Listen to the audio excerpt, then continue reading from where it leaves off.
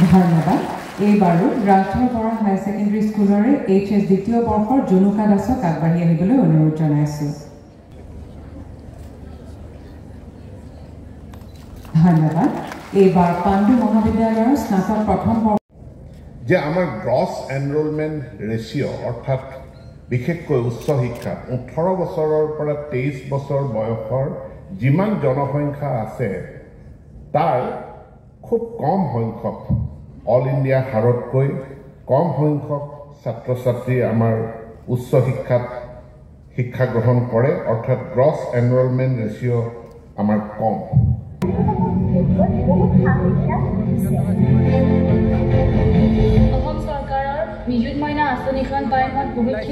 কিমান ভাল উত্তৰ দিয়ে।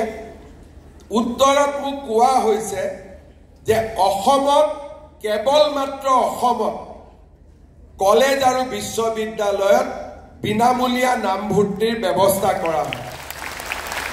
ইয়াত মোক আৰু কৈছে যে তামিলনাডুত OBC অন্যান্য পিছপৰা আৰু জনজাতীয় ছাত্ৰ ছাত্ৰীক বিনামূলীয়া এডমিশ্যন দিয়া হয়। আৰু এখন ৰাজ্যত মই নাম ক'ব খোজা নাই, কেৱল মাত্ৰ ক'ব পাৰোঁ কৰ্ণাটকত ধৰ্মীয় সংখ্যালঘু ছাত্ৰ ছাত্ৰীসকলক বিনামূলীয়া নামভৰ্তি কৰা হয়। তাৰ মানে অসমে মই একৰ্ডিং টু ChatGPT কৈছোঁ, বহুত আগলৈকে যোৱা নাই, so' I am subject to correction. আজি অন্তত প্ৰাৰম্ভিকভাৱে আমি ক'ব পাৰোঁ যে ভাৰতৰ ভিতৰতে অসমে এনেকুৱা এখন ৰাজ্য হ'ব য'ত নেকি আমি ইউনিভাৰ্চেল ফ্ৰী এডমিশ্যন ছাত্ৰ ছাত্ৰী আৰু সকলোকে আমি ইউনিভাৰ্চেল ফ্ৰী এডমিশ্যনৰ ব্যৱস্থা কৰি দিওঁ। বিশ্ববিদ্যালয় উত্তৰ পূৰ্বাঞ্চলৰ আটাইতকৈ পুৰণা বিশ্ববিদ্যালয়। আমাৰ গুৱাহাটী বিশ্ববিদ্যালয় NIRF ৰেংকিঙত ভাৰত চৰকাৰৰ দ্বাৰা আয়োজিত যিটো ৰেংকিঙত আমি ৰাজ্যিক বিশ্ববিদ্যালয়ৰ 13 নম্বৰ সংখ্যক নম্বৰ পাবলৈ 13 সংখ্যক আমি সংখ্যক পাবলৈ সক্ষম হৈছোঁ। তথাপি তাৰ লগতে টাইমছ হায়াৰ এডুকেশ্যন ইণ্ডেক্সত ভাৰতবৰ্ষত আমাৰ গুৱাহাটী বিশ্ববিদ্যালয়ৰ 48 ৰেংক, নেকৰ A+ আমাৰ এই শিক্ষানুষ্ঠান। আৰু মাননীয় মুখ্যমন্ত্ৰী মহোদয় আৰু শিক্ষামন্ত্ৰী মহোদয়ক জনাবলৈ পাই সুখী হৈছোঁ যে সদ্য সমাপ্ত জুনত অনুষ্ঠিত যি JRF NET PhD এই পৰীক্ষাত কেৱল গুৱাহাটী বিশ্ববিদ্যালয়ৰ পৰা 440 গৰাকীতকৈ অধিক ছাত্ৰ ছাত্ৰীয়ে JRF NET PhD উত্তীৰ্ণ হ'বলৈ সক্ষম হৈছে। আমি শিক্ষা বিভাগে যেতিয়া শিক্ষা বিভাগৰ একোটা সমস্যা লৈ আমি মাননীয় মুখ্যমন্ত্ৰীৰ কাষ চাপোঁ, তেখেতে ধৈৰ্যৰে আমাৰ কথাখিনি শুনে আৰু কেতিয়াবা তৎকালে কেতিয়াবা দুদিন অপেক্ষা কৰি আমাক একোটা সমাধান দিয়ে। সময়ৰ কাৰণে এই আঁচনিখনৰ প্ৰভাৱ 5 বা 10 কিলোমিটাৰৰ ভিতৰত যিসকল ছাত্ৰীয়ে হায়াৰ ছেকেণ্ডাৰীত নামভৰ্তি কৰিছে তেখেতসকলে বিদ্যালয় খুলি থকা প্ৰতিটো মাহতে চৰকাৰকো এইবাৰ আমি এই আঁচনিখনত সমাহিত কৰিছোঁ।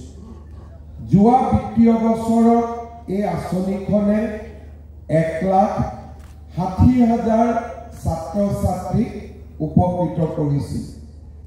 আঁচনিখনৰ বৰ্ধিত কলেবৰ আৰু পৰিসৰৰ ওপৰত আমি অনুমান কৰিব পাৰোঁ যে এই আঁচনিখনে এইবাৰ 4 লাখ ছাত্ৰীক সমাহিত কৰিব আৰু 4 লাখ ছাত্ৰীক এই প্ৰেক্ষাগৃহত উপস্থিত থকা গুৱাহাটী বিশ্ববিদ্যালয়ৰ মাননীয় শিক্ষক শিক্ষয়িত্ৰী ক্ৰমাগতভাৱে ইয়াৰ কলেবৰ বৃদ্ধি কৰি আমি 10 গুৱাহাটী বিশ্ববিদ্যালয়ৰ মাননীয় উপাচাৰ্য প্ৰফেচৰ ডক্টৰ ননী গোপাল মহন্তদেৱ বিদ্যালয় শিক্ষা ৰাজ্যত আনুষ্ঠানিকভাৱে নিযুত মইনা আঁচনি দ্বিতীয় বৰ্ষৰ বাবে আমি আৰম্ভ কৰিলোঁ।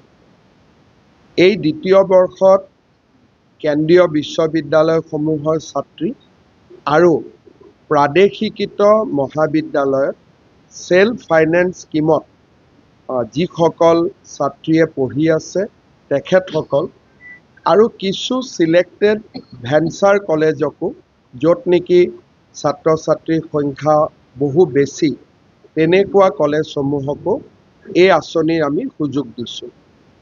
যোৱা বছৰ 1,60,000 ছাত্ৰী উপকৃত হৈছিল। এইবাৰ মই ধাৰণা কৰিছোঁ যে প্ৰায় 4 লাখ ছাত্ৰী এই আঁচনিৰ জৰিয়তে উপকৃত হ'ব, কাৰণ যোৱাবাৰ অকল ফাৰ্ষ্ট ইয়াৰৰ ষ্টুডেণ্টে আঁচনিখন পাইছিল। এইবাৰ ফাৰ্ষ্ট ইয়াৰ ছেকেণ্ড ইয়াৰ দুইটা বছৰৰ ছাত্ৰীয়ে এই আঁচনিৰ সুবিধা পাব। ফৰ্ম ফিল আপ কৰাৰ পিছত তেখেতসকলে কলেজৰ কৰ্তৃপক্ষ বিশ্ববিদ্যালয় কৰ্তৃপক্ষই এই ফৰ্মসমূহ দৰ্পণ আৰু সমৰ্থ আমাৰ যি দুটা এডুকেশ্যন ডিপাৰ্টমেণ্টৰ পৰ্টেল তাতে তেওঁলোকে আপলোড কৰিব আৰু আমি আশা কৰোঁ যে অক্টোবৰৰ প্ৰথম সপ্তাহৰ পৰা নিয়মীয়াভাৱে ছাত্ৰীসকলে এই আঁচনিৰ সুবিধা লাভ কৰিব পাৰিব।